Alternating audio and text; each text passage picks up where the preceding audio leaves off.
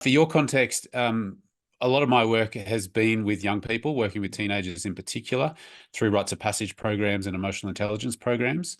I tend to work more with adults and corporates and non-profit organizations these days around sort of building trust, psychological safety, and also leadership development. And I think the reason I mention those things is that, like, the experience design model and what I got from the experience itself, it really sort of lends itself to all of those environments. And as Marilee sort of said, like the range of different people that are attracted to this and are able to apply these principles was truly amazing. In the cohort that I went through, I was with a bunch of people that were running a conference. There was someone who ran a particular event as part of the Melbourne Grand Prix. There was someone who facilitated, fundraising activities with major donors. It was like this broad spectrum of different people that were sort of attracted to be part of the experience.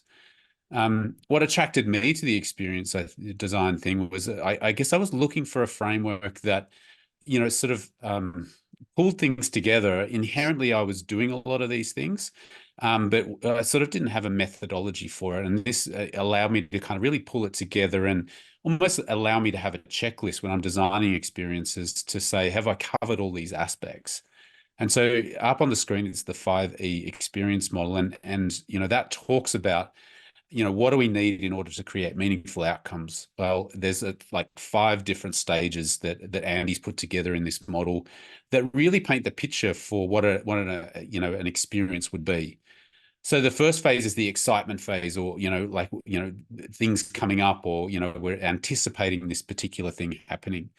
That may be from our moment of signing up to it. That may be from the minute that we actually become aware of the event.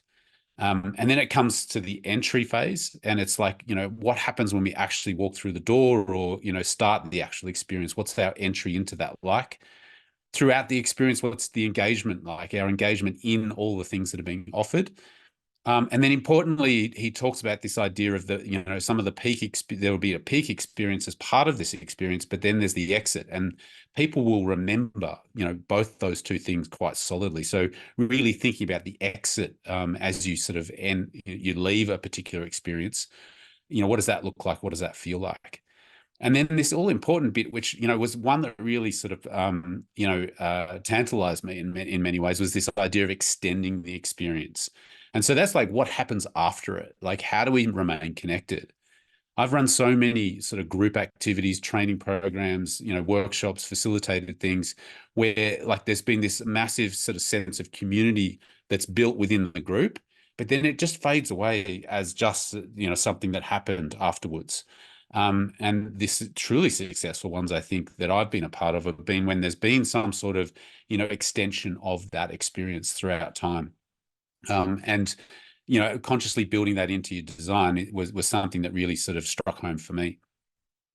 So as with all Chaos Pilot workshops and trainings, they offer you the experience to work on real live examples. And so they encourage you to bring along something that's like rich and meaningful for you, or something that you've kind of got an idea about, a design challenge you might have, or something you actually just want to flesh out a little bit more, and actually apply the principles of the methodology throughout the course of the workshop. So last year, I wrote a book, and in this book, it basically outlined 6 principles on how I go about holding space for individuals or groups. And I guess the design challenge that I had is I wanted to launch it powerfully, but for me, the principles of holding space are not around sitting in a bookshop, having a stack of books and people coming up and me signing them and saying, enjoy this. I wanted something more than that. I really wanted to bring the principles to life. And so I had a couple of little sort of snippets of ideas, but this came right at the right moment. It was like literally I just finished writing and publishing the book. And this sort of came up, and it was like, right, this is something that I can actually tangibly take to this workshop and get some, input from others, and get that collective brainstorm happening. And, I wasn't disappointed, I've got to say, because like the people that I worked on this with gave me some really, incredible stuff that I really put into practice as part of it and reap the benefits of. So if I think about this, so what I did is I prototyped this event just recently. And I coincided it with my 50th birthday celebration. So, it sort of had special heart meaning for me, but no one knew that it was my 50th birthday. They just thought they were coming to this book launch prototype that I was doing. So it was an interesting sort of sense of like just testing this thing out, but also having this kind of, I guess, rich meaning for me as well. Getting people to help sort of celebrate the experience with me. So from an excitement point of view, I VIP invitation just people that I wanted to be there. That was partly because there was people that I just wanted to be there for my birthday, but there was also people that I wanted to, actually have this experience as well and get some, honest feedback from them as well. So the excitement piece for me was like, individually inviting them. But then in between the weeks of inviting and them actually sort of signing up and saying, yep, I'm going to come, I sent a couple of emails and things of just like, yeah, it's going to be happening and all that sort of thing, which is, our general kind of logistics stuff, but tried to pose some different questions or have some, little food for thought in each of those emails. The final email I sent was the Friday before. It was on a Saturday, and it was the Friday before, and I sent them an email with a like basically a question, and it would and encourage them to carpool if they were coming, or whoever they were in the car with, actually have a conversation about that question. So I was building that sense of excitement. What's this all going to be about? And also get them into the flow of actually what's going to be happening at the event itself. So upon arrival, now we're thinking entry. I made a conscious effort to welcome each person as they came in. And as I did so, I gave them a playing card, and each of those playing cards, was just like a normal playing card out of the deck. And I said to them, look, hang on to this. You're going to need this at some point during the event.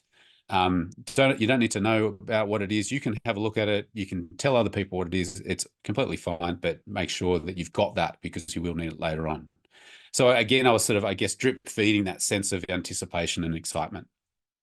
Now, the main engagement throughout the actual event itself was part story, part interactive sort of exhibits, if you like. So I had several stations set up with each of the principles within my book. And what I did is I sort of set the scene or landed it with, starting by telling them a story. And the story was the discussion piece for them to actually start to, build connection and conversation. So we obviously had some icebreaker activities and things like that.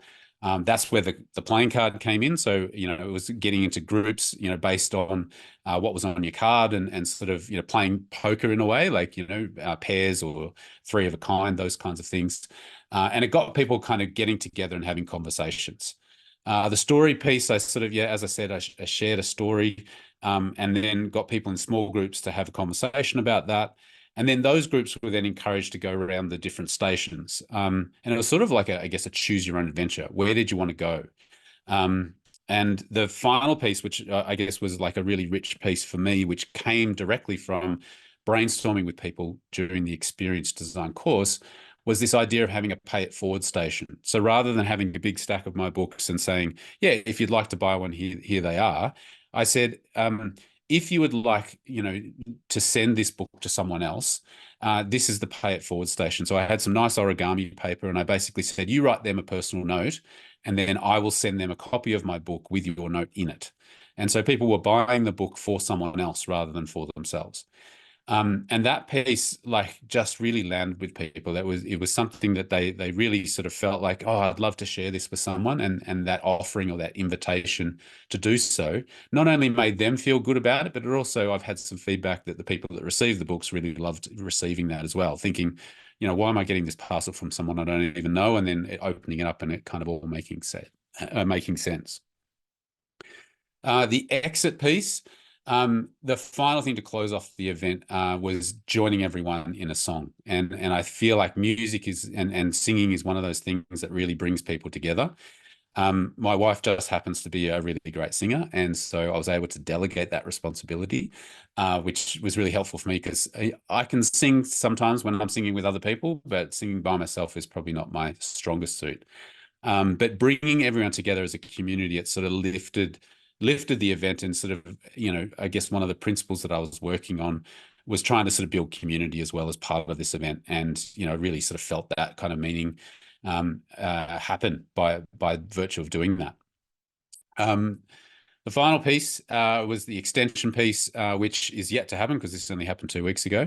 But I'm going to be sending them sort of a bit of a reminder email about what they experienced and give them some reflections based on some of the feedback that I've received, but also like I'll give them some more reflection questions to sort of think about that will carry on the conversations from what actually happened during the event. And also want to report back on some of the pay it forward experience as well that some people have fed back to me.